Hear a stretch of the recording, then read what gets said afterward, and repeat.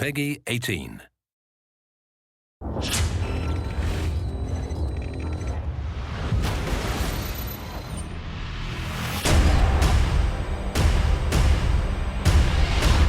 Today we're talking about Annihilation, the new map pack for Call of Duty Black Ops. We have 4 new multiplayer maps: Hangar 18, Silo, Drive-In, and Hazard, and a new zombies map called Shangri-La. Hangar 18 is based in the highly controversial Area 51, and it has a lot of Easter eggs that play up the conspiracy theory aspect. Hangar 18 is a medium-sized map. It has a pretty classic multiplayer gameplay structure. All the paths lead through and around the hangar. It kind of caters for all game types. You've got your close quarters going through the hangar. You've also got some sniper points as well. Strategically, you want to hold down the hangar. If you can work with your teammates to really control the 4 main flow points, then you're going to dominate the map. Silo is based on a Russian underground nuclear missile silo construction site. It's probably one of the largest maps in the entire game. Silo favors players who take their time because there's a lot of flank routes and a lot of interconnecting paths.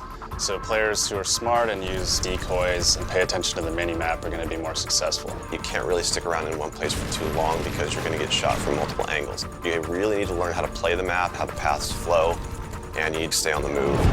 Nuketown was a really hugely successful and popular map with Black Ops, and we wanted to do another map in the DLC that kind of emulates that style of gameplay. Drive-In's a fairly small map, but it does have a variation of battles. You've got the wide open area in the middle, the actual Drive-In itself, but then you do have close quarter battles down the side.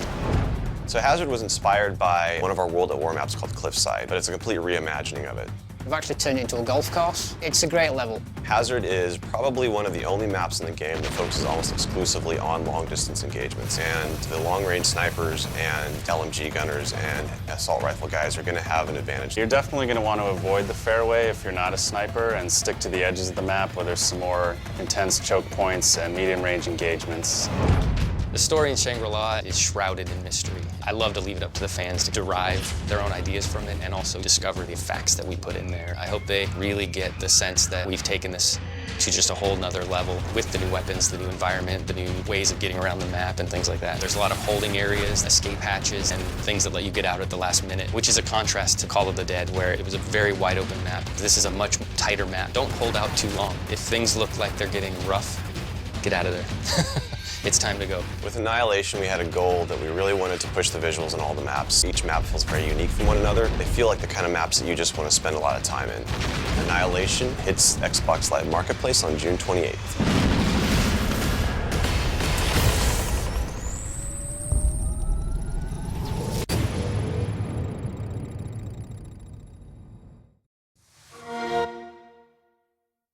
Get 5 all-new maps first on Xbox Live.